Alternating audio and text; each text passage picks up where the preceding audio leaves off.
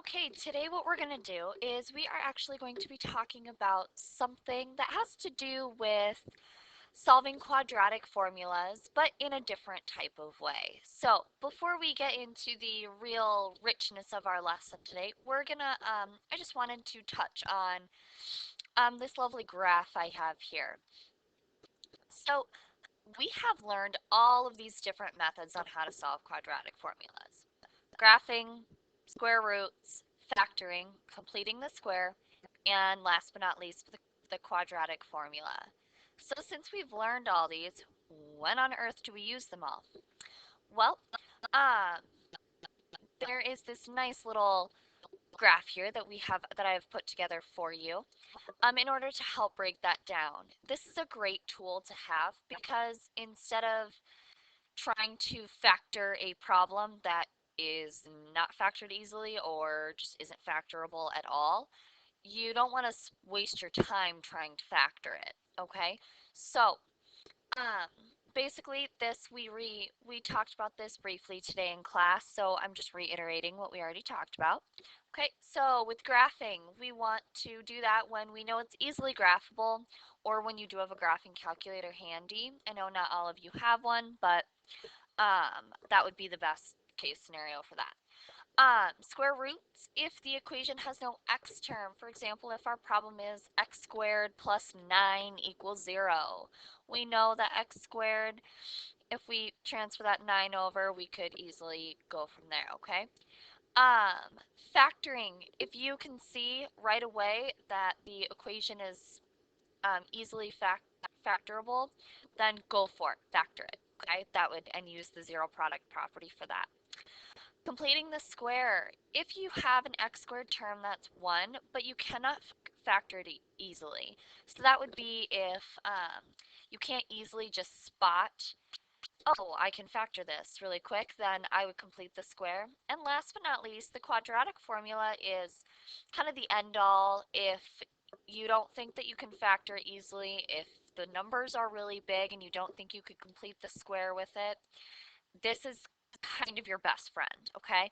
So if you can't figure out how to find the square root, factor, or complete the square, do the quadratic formula, okay?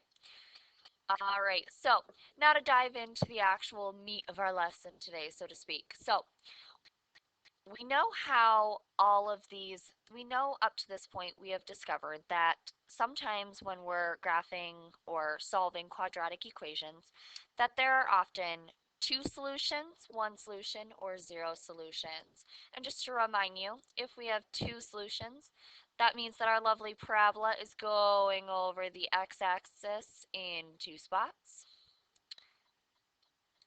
One solution means that it is only going over the x-axis at one spot, right there. And zero solutions is when it is just not going over the x-axis at all, if it's like this or like this, okay? All right, so instead of having to graph it out to discover if it has two solutions, one solution, or no solutions, or solving it, sometimes the problem will just ask you, how many solutions does this have? Well, da, da, da, da, when you're trying to figure out how many solutions a problem may have, you use what's called the discriminant. The discriminant. And the discriminant is this formula right here. It's the b squared minus 4ac. And you might recognize that. That is actually the part of the quadratic formula that is underneath the square root. All right, so if you ever just can't remember what the discriminant is, if you have the quadratic formula memorized, you will always have the discriminant formula memorized, okay? It's this stuff in red, okay? All right, so now how do I use it, okay? There are a couple different things that there are some rules that you would use this for. So if you were given, let's say, a problem, and I'm just going to use the basic standard form for a quadratic equation. We have ax squared plus bx plus c equals 0. If I plug it into my discriminant and a positive and it solves to be a positive number, then it has two real solutions. If it equals 0, it has one real solution. And if it is negative, it has no real solutions.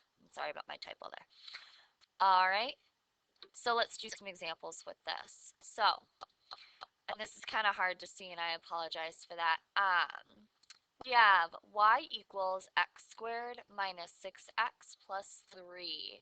And remember, we have our discriminant formula here. We have b squared minus 4ac. So I'm just going to take these values and I'm going to plug it right in. So I know that my b is negative 6. So I'm going to do negative 6 squared minus 4. My a is 1. My c is 3. Solve that out. So I have negative 6 squared. That's 36. 4 times 1 times 3 is 12 minus 12. 36 minus 12 is 24.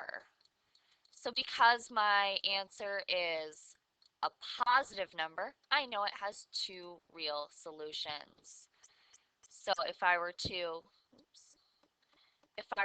go down, I can see plain right there, there are in fact two real solutions. It is crossing over the x-axis in two different places. Okay? All right, so if you see my work, the work is also down here. Okay? So yes, I just gave away two of the other answers. Don't worry about it. But if you want to look over these examples, see how I got to that point, and see how this answer relates to the graph. Okay?